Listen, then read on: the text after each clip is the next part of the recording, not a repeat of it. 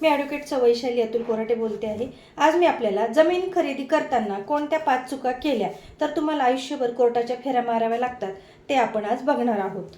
तर सर्वात पहिले जमीन खरेदी करताना सगळ्या गोष्टी नीट तपासल्या पाहिजे। कायदेशीररित्या कागदपत्र नीट आहे की नाही ते देखील तपासलं पाहिजे।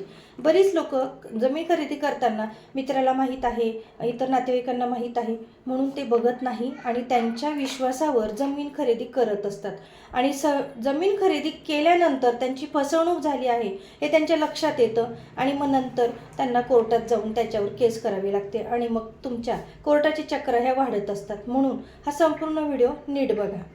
तर बघूया, जमीन खरेदी करताना तुम्ही 5 चुका केल्या की माणूस वर्षानुवर्षे किती कोर्टात चक्र मारतो आणि अडकतो आपण हे बघूयात। सगळ्यात पहिले चूक क्रमांक 1, मालकी हक्काची खात्री न करणे, म्हणजेच टायटल क्लिअर न तपासणे।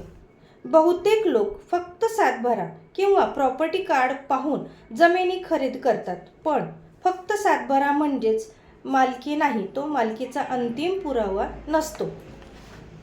कायदेशीर स्थिती कशी असते?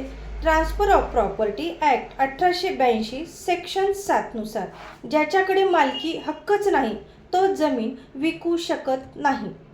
इंडियन एव्हिडन्स ॲक्ट 1872 म्हणजेच सेक्शन 91 आणि 92 लिखित कागदपत्रांनाच महत्त्व असतं। या सेक्शननुसार काय तपासावेत ते आपण पाहूयात। सगळ्यात आधी मागील किमान 30 वर्षाचे विक्री खत म्हणजे सेल डीड बघावे, ते चेक केले पाहिजे।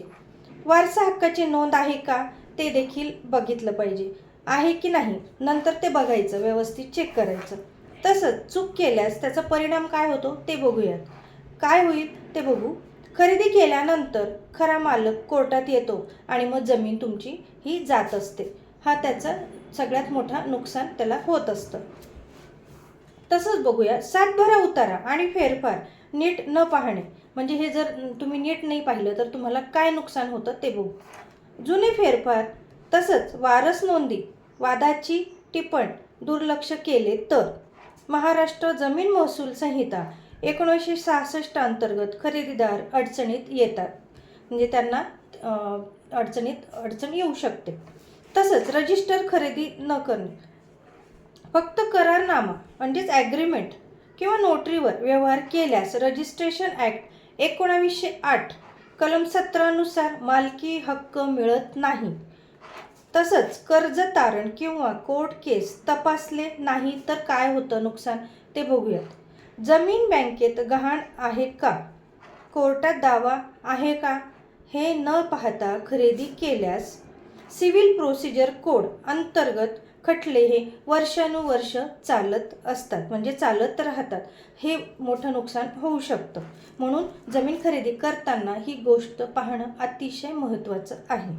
तसंच तुम्ही वकिलांचा सल्ला जर न घेता व्यवहार केला तर कायदेशीर कागदपत्रे तपासणे, म्हणजे वकिलांकडे जाऊन तुम्ही कायदेशीर कागदपत्रही तपासले पाहिजेच। टायटल सर्च रिपोर्ट हा देखील तुम्ही तपासला नीट पाहिजे। तुम्हाला यातलं काही माहिती नसेल तर तुमचं जवळचं कोणी असेल व्यक्ती, नातेवाईक किंवा वकील जर विश्वासातले असतील तर त्यांच्याकडे जाऊन तुम्ही या सर्व गोष्टी नीट पाहिल्या पाहिजे। घेण्याआधी त्या लोकांना ती सगळी कागदपत्र मागितली पाहिजे ज्यांच्याकडनं तुम्ही घेणार आहेत त्यांच्याकडून, आणि हे सगळं चेक केल्यानंतरच तुम्ही हे सगळं घेतलं पाहिजे, जमीन खरेदी केली पाहिजे। तसं तपासणी न करता तपासता तुम्ही खरेदी केल्यास नंतर तुमची ही फसवणूक होऊ शकते आणि तसेच बनावट कागदपत्रांचा तुम्हाला धोका वाढणे हे देखील होत असतं। म्हणजे बनावट कागदपत्र ही बऱ्याच वेळा दिली जातात, म्हणून योग्य वकिलांकडे म्हणजे व्यवस्थित विश्वासू वकिलांकडे, अनुभवी वकिलांकडे जाऊन तुम्ही ते कागदपत्र खरंच खरी आहेत की खोटी आहेत हे देखील तुम्ही चेक केलं पाहिजे। तसंच IPC सेक्शन 420, 467, 468 कलमे लागू होऊ शकतात।